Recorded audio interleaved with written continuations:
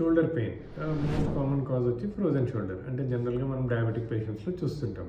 వీళ్ళకి ఏంటంటే day to day activities అన్నీ బాగా ఇబ్బందికరంగా ఉంటాయి. లైక్ అంటే డ్రెస్ వేసుకోవాలన్నా, కోమింగ్ చేసుకోవాలన్నా, బ్యాక్ పాకెట్ నుంచి ఏమైనా తీసుకోవాలన్నా, అండ్ దెన్ ఈవెన్ స్లీప్ కూడా బాగా డిస్టర్బ్ అవుతుంటుంది. అంటే ఆ స్లీప్ డిస్టర్బ్ అవుతున్నప్పుడు దానివల్ల స్ట్రెస్ లెవెల్స్ పెరగడము, ఆ స్ట్రెస్ లెవెల్స్ పెరగడం వల్ల మళ్ళీ పెయిన్ ఇంక్రీజ్ అవ్వడము.